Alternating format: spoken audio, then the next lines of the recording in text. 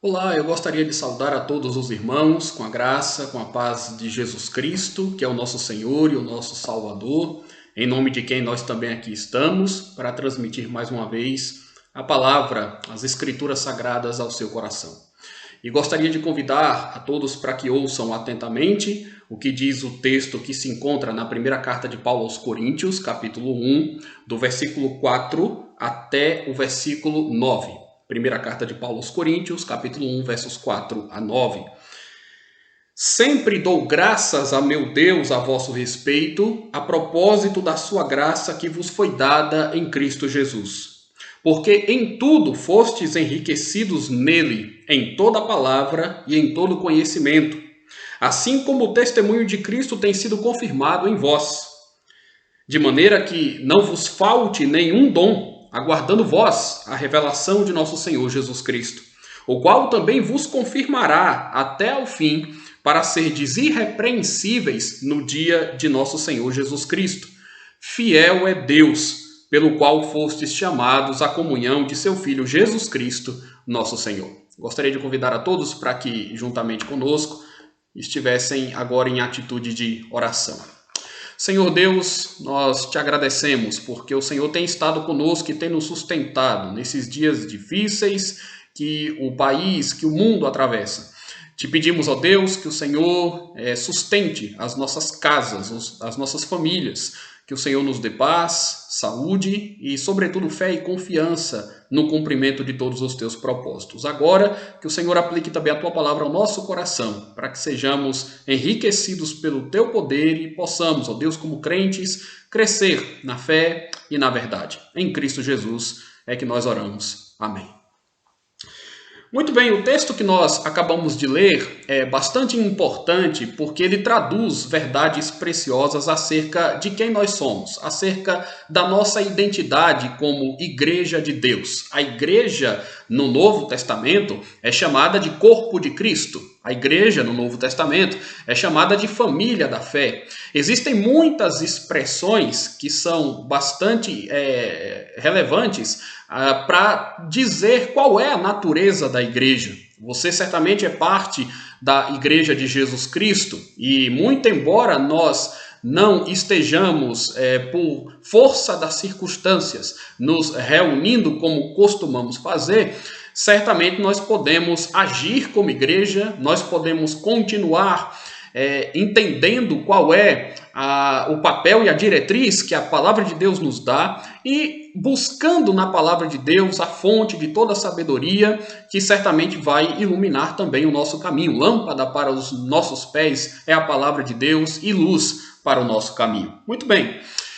Diante disso, observem que o apóstolo Paulo revela aqui um pouco da sua visão acerca da igreja, que deve servir de parâmetro para todos nós que fazemos parte da igreja e na igreja atuamos.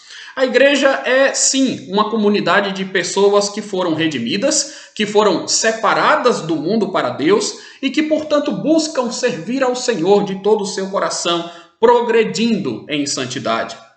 E estas mesmas pessoas que fazem parte da Igreja de Deus, que foram redimidas pelo Senhor Jesus Cristo, elas reconhecem e professam a Jesus como o único e suficiente Senhor soberano. De modo que podemos afirmar, como Paulo, que a Igreja de Cristo está espalhada por toda a face da terra. Muito embora façamos parte de uma igreja local, entendemos que a Igreja do Senhor Jesus Cristo não guarda fronteira. A Igreja do Senhor Jesus Cristo está disseminada por todos os lugares do mundo, pregando o Evangelho da verdade. Então, não nos faltam motivos para nós nos alegrarmos quanto à igreja e quanto àquilo que Deus tem para fazer por ela. Mesmo em tempos assim, complicados, mesmo em situações que nós não conseguimos compreender muito bem, mesmo diante de um cenário que é tão diferente para nós, ainda assim nós podemos crer que Deus tem planos preciosos para ser cumpridos através do seu povo.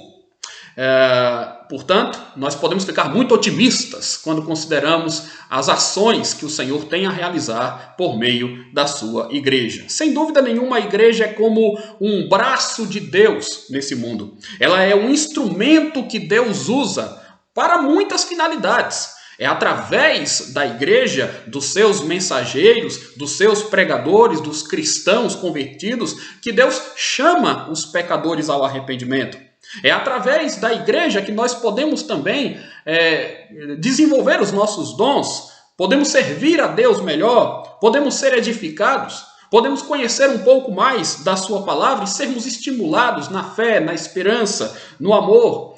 É na igreja que nós podemos também experimentar comunhão uns com os outros. E a partir disso as nossas vidas se constroem como vidas equilibradas, ajustadas, com o reto padrão estabelecido pelo nosso Criador. É um grande prazer, é um grande privilégio, é uma maravilha fazer parte de um povo que foi redimido, que foi resgatado pelo sangue do Cordeiro. É sem dúvida nenhuma maravilhoso saber que Deus nos amou antes mesmo da fundação do mundo e providenciou no decorrer da história a nossa redenção. A obra redentora de Deus tem sido realizada em nossa vida e se completará até aquele dia, quando Cristo vier ou quando nós estivermos com Ele na glória celestial. É por isso que a igreja apresenta muitas virtudes. Ela pode ter, certamente, muitos problemas circunstanciais. Quando você pensa em igrejas locais, você encontra problemas circunstanciais. A igreja de Corinto, por exemplo, para a qual esta carta foi escrita, era uma igreja que tinha lá as suas dificuldades. Era uma igreja que tinha lá os seus problemas. Mas nós podemos encontrar muitas virtudes nela também. De modo que a igreja é uma comunidade diferente, especial e singular, porque ela se constitui como o povo do pacto, é o povo com quem Deus tem uma aliança, e esta aliança que Deus tem com o seu povo tem caráter eterno. O Senhor resolveu redimir a sua igreja. Jesus Cristo se entregou pelo seu povo, e nós, certamente, como crentes, fazemos parte do povo de Deus. Quando nós nos deparamos então com aquilo que Deus fez, com aquilo que Deus tem feito, com aquilo que Deus prometeu que fará pela igreja, então o nosso coração agradece. Então nós nos regozijamos. Nós somos impulsionados a agradecer a Deus, exatamente como Paulo faz aqui em relação à igreja de Corinto. Observem que os versículos que nós lemos são versículos que revelam a gratidão que Paulo tinha pelo que Deus fazia na vida daqueles irmãos e pelos frutos que aqueles irmãos davam, a despeito dos problemas que poderiam ser encontrados também ali.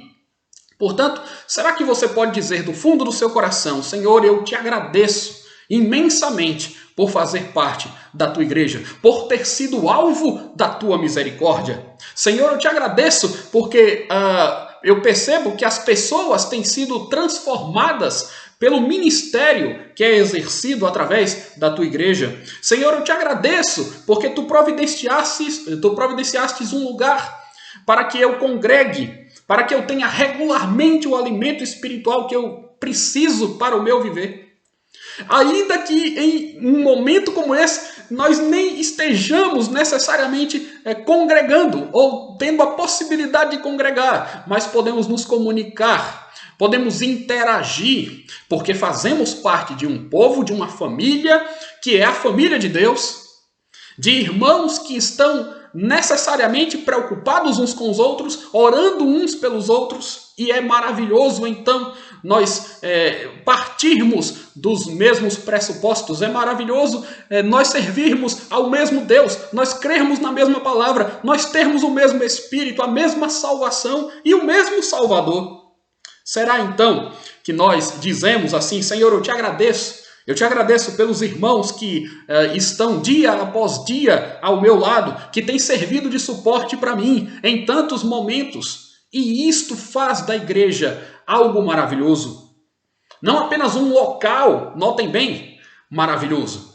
Nós temos o nosso espaço de reunião, nós temos o nosso espaço de culto, de adoração, que é preciosíssimo para nós.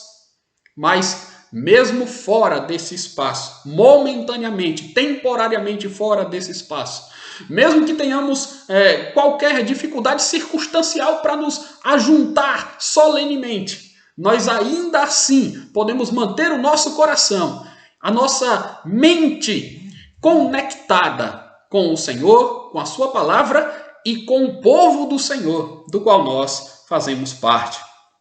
Então, nós temos razões em abundância para rendermos graças a Deus pela sua igreja, seja no sentido local, seja no sentido universal. E o apóstolo Paulo também pensava assim, ele entendia as coisas dessa forma. E é por isso que ele abre a epístola aos Coríntios com uma palavra de ação de graças. A forma como ele se reporta à igreja de Corinto como um todo é sugestiva. As expressões utilizadas pelo apóstolo Paulo do versículo 4 ao versículo 9 revelam todo o seu otimismo, considerando tanto o povo do Senhor quanto o Senhor do povo santo.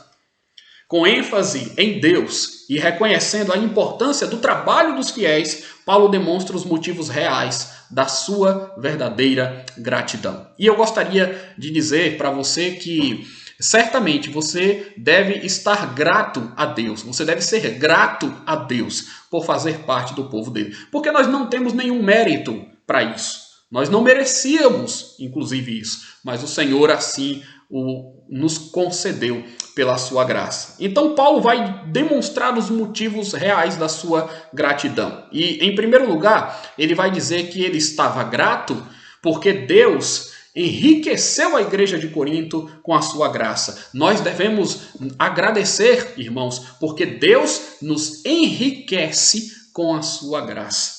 Os versículos 4 e 5 dizem o seguinte: eu sempre dou graças a Deus a vosso respeito, a propósito da sua graça que vos foi dada em Cristo Jesus. Porque em tudo fostes enriquecidos nele, em toda palavra e em todo conhecimento. Paulo orava pelas igrejas para as quais ele escrevia, com as quais ele se comunicava. Isso é fato, porque invariavelmente ele mesmo relata a sua prática de interceder a Deus pela vida dos seus irmãos. Em pedir a Deus que cuide e sustente os seus irmãos. Em pedir a Deus que faça com que os seus irmãos frutifiquem para a glória dele.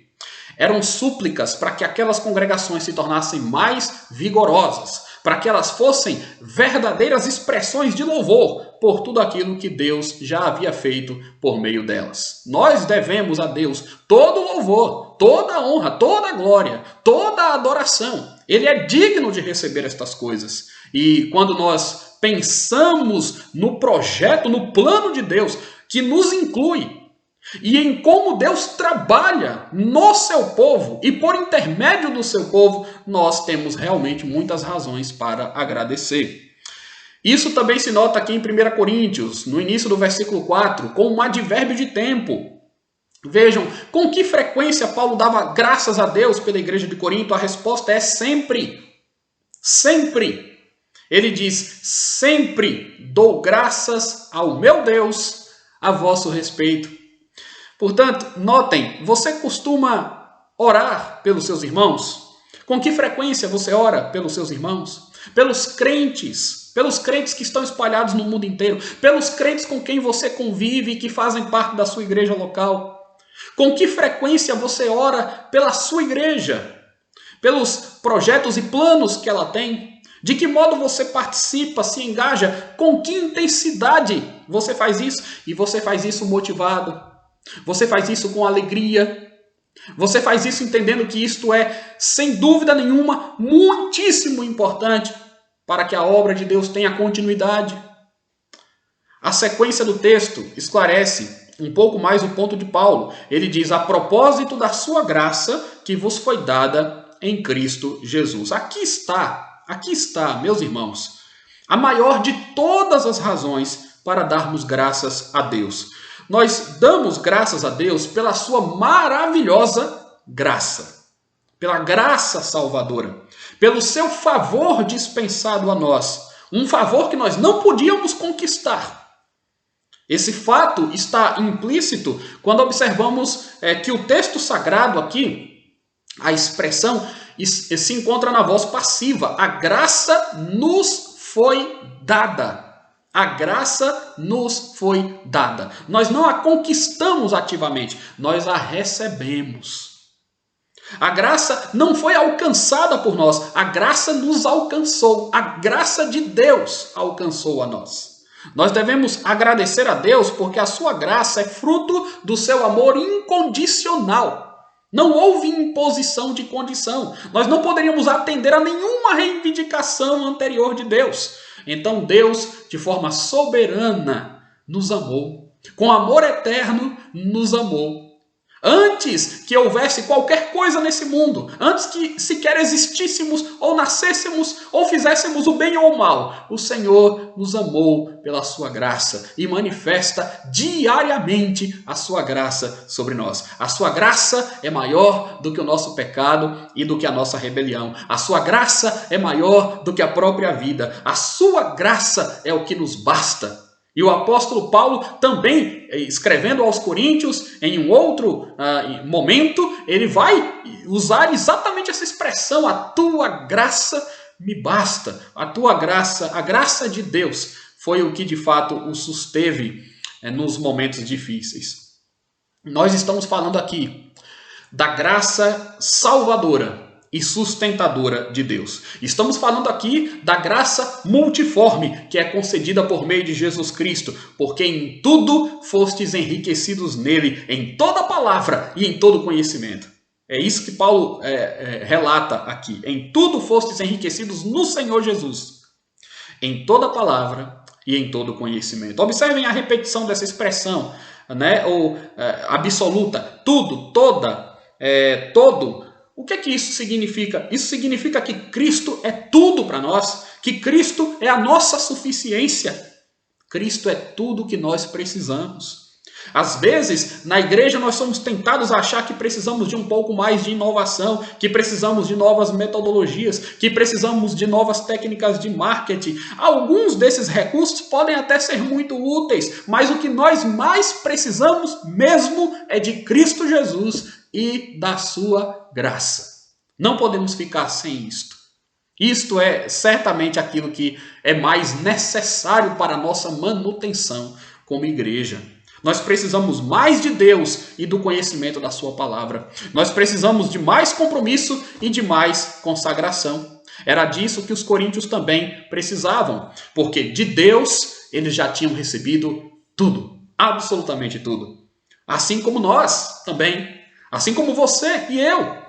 Assim como os cristãos espalhados em toda a face da terra. Assim como as igrejas locais. Deus supre o seu povo. Você acha que Deus deixaria o seu povo, a sua igreja, com alguma necessidade fundamental não suprida? Claro que não. Claro que não. Ele está conosco e permanecerá conosco até a consumação dos séculos. Meus irmãos, nós somos tão ricos. A Bíblia diz que Deus nos enriqueceu com a sua graça. Nós recebemos incontáveis tesouros espirituais das mãos do nosso Pai. O texto diz que nós fomos enriquecidos na palavra, o que tem a ver com a transmissão da verdade.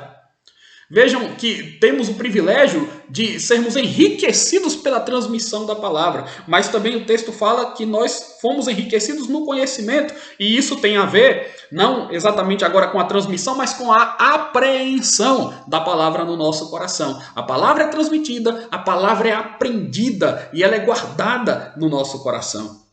Muitas vezes, nas suas cartas aos Coríntios, Paulo usa a palavra conhecimento como sinônimo de sabedoria.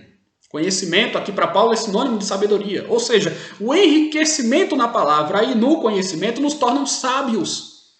E com estes elementos nós podemos dar um testemunho eloquente de Jesus Cristo. Ninguém se torna sábio, ninguém se torna um expoente da verdade, ninguém pode conhecer a Deus se não for pela ação do Espírito e se não for por algumas atitudes simples que são praticadas em decorrência disso.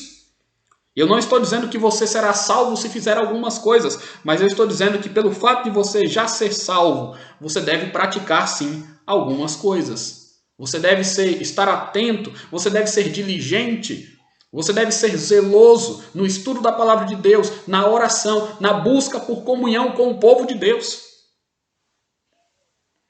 E assim sendo, estejamos certos de que ocorrerá aquilo que Paulo diz também em 2 Coríntios capítulo 8, versículo 7. Como, porém, em tudo manifestais superabundância, tanto na fé e na palavra, como no saber e em todo cuidado, e em nosso amor para convosco, assim também abundeis nesta graça. Deus nos enriquece com a sua graça. E recebendo a graça de Deus, nós somos estimulados a trabalhar para Deus e a estarmos envolvidos uns com os outros como povo de Deus. Em segundo lugar, Deus nos faz esperançosos quanto à vinda de Cristo. Nós devemos estar gratos a Ele porque nós temos esperança futura, porque nós temos esperança eterna, porque nós temos esperança gloriosa, porque nós podemos aguardar e até mesmo clamar pela volta do Senhor Jesus. Vejam os versículos 6 e 7, ele diz: assim como o testemunho de Cristo tem sido confirmado em vós, de maneira que não vos falte nenhum dom, aguardando vós a revelação de nosso Senhor Jesus Cristo. Esses dois versículos deixam claro para nós três coisas. Primeiro, há uma ação que Deus pratica em relação a nós, não é? O testemunho de Cristo tem sido confirmado em vós. Segundo, essa ação de Deus provoca um resultado prático no seio da igreja, de maneira que não vos falte nenhum dom. Terceiro, em razão desses fatores, nós sabemos que há uma recompensa que nos aguarda, não é? Aguardando nós a revelação de Jesus Cristo. Analisemos então, a princípio, qual é esta ação de Deus que nós temos aí em destaque. Eu mencionei, está no versículo 6, há uma afirmação de que o testemunho de Cristo foi confirmado em nós. De novo, nós temos aqui a voz passiva, não é? O testemunho de Cristo foi confirmado em nós pela graça e pela obra de Deus. Foi Deus quem aplicou a mensagem do Evangelho ao nosso coração. Foi Deus quem nos despertou para olharmos em direção a Jesus como o caminho, a verdade e a única tábua de salvação que o homem perdido tem em seu total desespero. O convencimento, o chamado, a confirmação da fé sobre a qual um dia nós ouvimos falar e que quebrou todas as nossas resistências se deve indiscutivelmente a um ato de pura e solene misericórdia de Deus. Esse ato redentor, esse ato salvífico do Deus Todo-Poderoso produz um efeito prático importante para nós como igreja, porque Deus pretendia e pretende redimir um povo. Deus distribuiu dons a este povo. Ele nos confirmou de uma maneira que não nos falta nenhum dom. Isso estava sendo dito para a igreja de Corinto, mas é perfeitamente aplicável a nós, porque o provedor de todas as igrejas é um só Deus. E ele não deixa faltar a nenhuma delas pessoas dotadas de dons que ajudem estas mesmas igrejas a se manterem de pé e a cumprirem a sua missão. Nunca faltará à igreja os instrumentos, os dons e as capacidades e as pessoas necessárias para levar adiante a obra dela. Porque, na verdade, a obra da igreja é a obra do próprio Senhor Jesus Cristo. Há uma identificação de Cristo com a sua igreja. Não se esqueçam que Paulo, que escreve a carta aos Coríntios, um dia se encontrou com Jesus de uma forma sobrenatural. Cristo aparece para ele num caminho para Damasco e a pergunta de Jesus para ele é: Saulo, Saulo, por que me persegues? E Jesus se apresenta dizendo: eu sou o Jesus a quem tu persegues. Paulo não estava perseguindo a Cristo de uma forma literal ou física. Àquela altura, inclusive, Jesus já tinha morrido, ressuscitado e subido aos céus. Mas Paulo estava perseguindo o povo de Deus. E se ele estava perseguindo o povo de Deus, ele estava perseguindo o próprio Senhor Jesus Cristo. A igreja é gloriosa porque a igreja se identifica dessa maneira com Cristo. Existe uma unidade orgânica da igreja com Cristo. Cristo é o cabeça da igreja. A igreja é o seu corpo. A igreja trabalha, opera e é dinâmica na medida em que ela está ligada ao Senhor Jesus. Ele é a videira verdadeira, nós somos os ramos. E os ramos frutificam para a glória de Deus. Onde quer que exista uma igreja de Deus, existirá também indivíduos capacitados por ele, que no exercício dos seus dons ajudarão a sustentar a igreja. E onde quer que exista um crente, esse inevitavelmente terá um ou mais dons que deverão ser usados para o bem da igreja. Não existe crente sem dom algum e não existe crente desvinculado de uma igreja. Vejam que é muito importante dizer isso. Neste cenário, nós não deixamos de fazer parte da igreja. Nós jamais poderemos ser crentes se estivermos distantes de uma igreja fiel, pura, verdadeira.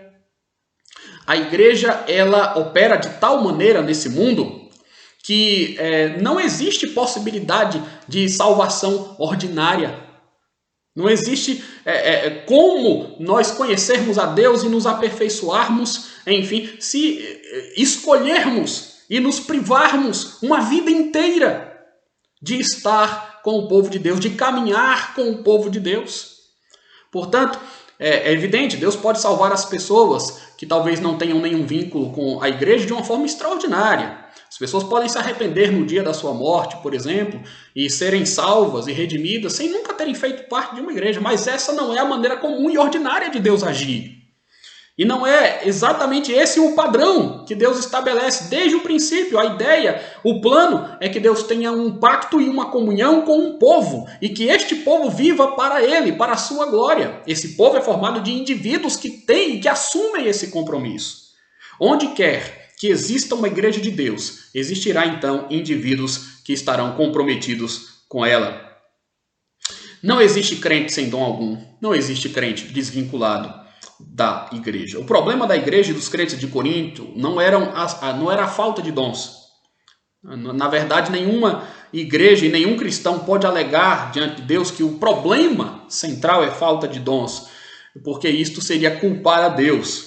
Nós é que não devemos ser negligentes quanto aos dons que Deus nos deu. Paulo, todavia, não tem aqui a preocupação de tratar desse tema de um modo exaustivo. Ele vai fazer isso em um outro momento. Mas, vejam, a partir da nossa confirmação como crentes e como resultado disso, nós temos um trabalho a fazer, nós temos um serviço a prestar, e essa é a vontade de Deus, porque Ele nos deu dons a serem desenvolvidos. Nesses tempos de afastamento, de isolamento social, nós temos visto o quanto que a igreja local, o quanto que a comunhão física entre os irmãos faz falta, e faz mesmo. Porque isso foge do padrão que Deus estabeleceu. Ainda assim, nós podemos continuar sendo fiéis, tementes e crentes no Senhor, esperando o dia em que estaremos reunidos novamente e esperando com muita disposição de servir a Deus no nosso coração. Contudo, o nosso trabalho no Senhor não é vão. Há uma recompensa, há um galardão que nós também receberemos por ocasião da volta do Senhor Jesus. Porque depois de dizer que Deus nos confirma e distribui dons entre o seu povo, Paulo diz no final do verso 7 que a igreja vive na expectativa da volta de Cristo. É como se ele estivesse dizendo o seguinte: aquele que verdadeiramente creu no Senhor e tem vivido e trabalhado para Deus, exercendo zelosamente os seus dons, aguarda com um doce anseio e com muita intensidade e expectativa o encontro inadiável e garantido com o Mestre. A igreja deseja e pode desejar a volta e o encontro com o seu Mestre.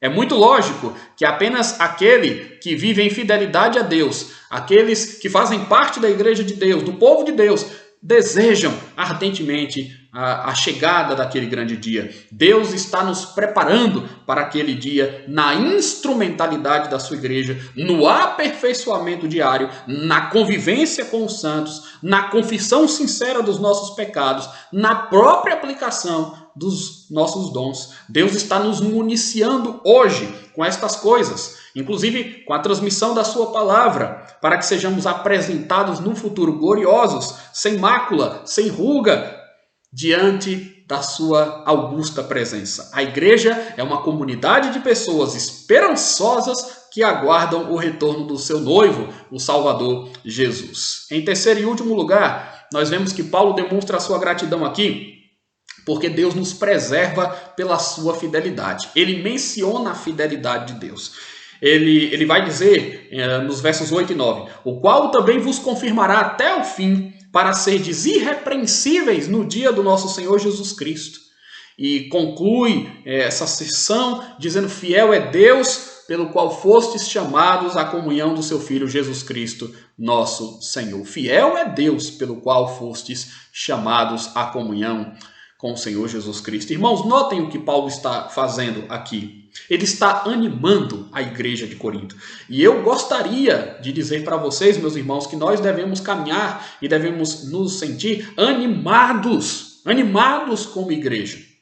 Como igreja, nós não estamos acuados. Como igreja, nós não estamos com medo, receosos. Como igreja, nós não somos pessimistas. Como igreja, nós estamos motivados, sabendo que grandes coisas Deus tem feito e grandes coisas Deus fará por nós. Não importa a situação momentânea ou circunstancial, de dificuldade ou de problemas que nós viermos a enfrentar. Não importa.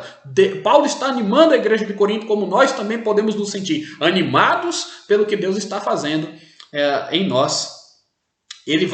O apóstolo Paulo aqui, trazer as exortações necessárias, sim, no momento certo, mas não sem as ponderações relevantes desses primeiros versículos. Aquela era uma igreja que precisava de muita correção, nós sabemos disso. A igreja de Corinto muitas vezes é lembrada e é reconhecida por ser uma igreja cheia de problemas. Mas nesse momento aqui, no início da carta, no texto que nós lemos, o apóstolo faz aqueles irmãos tirarem os olhos de si mesmos. E faz aqueles irmãos elevarem e fixarem o olhar em Deus, porque Deus é poderoso para nos guardar dos tropeços, para nos fazer perseverar até o fim.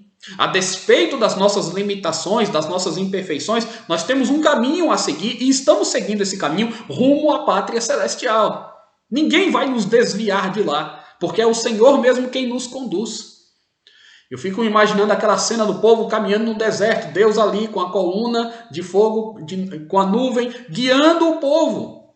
Ele é aquele que dá a diretriz, nós caminhamos para onde ele aponta. Assim é a igreja. E ela vai então sendo conduzida por Deus em meio ao deserto. É para lá que nós vamos, com toda certeza, para a glória celestial. Sabe por quê?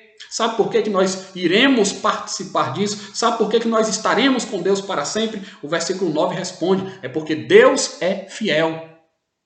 A certeza que nós podemos ter da nossa salvação pessoal e coletiva como povo de Deus, é que Deus é fiel. Ele tem um pacto com o seu povo e ele é fiel.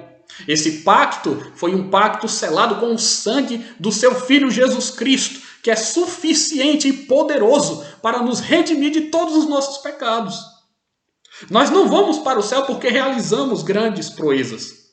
Nós não vamos para o céu porque nós somos melhores do que os outros homens. Nós não vamos para os céus porque nós temos mais retidão moral do que alguns homens. Nós não vamos para o céu porque as nossas boas obras têm um peso maior na balança de Deus do que os nossos pecados. Nós iremos para o céu porque Deus é fiel. Fiel é Deus e é Ele quem nos garante isso. Ele é fiel para cumprir tudo aquilo que Ele prometeu. A sua promessa é o que vale para nós. A sua promessa é o que nos tornará inculpáveis no seu justo julgamento.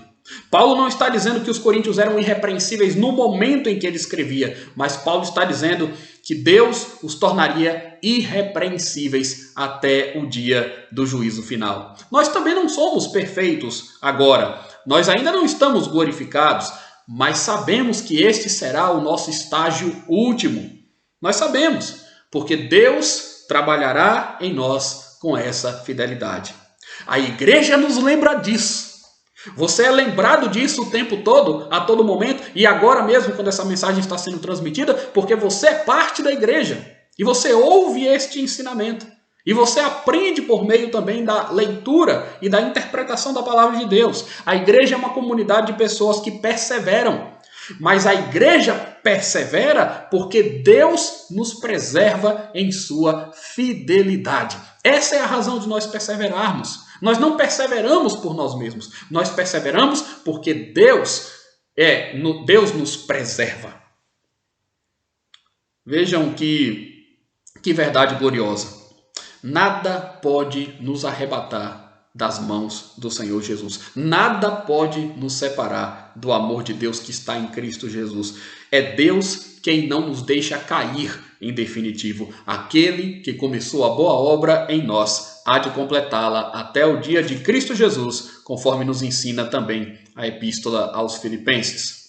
Essas são as 3 grandes bênçãos que nós destacamos com base aqui em nosso texto e que gostaríamos de relembrar. São bênçãos que recaem sobre nós e que fazem a igreja ser o que ela é.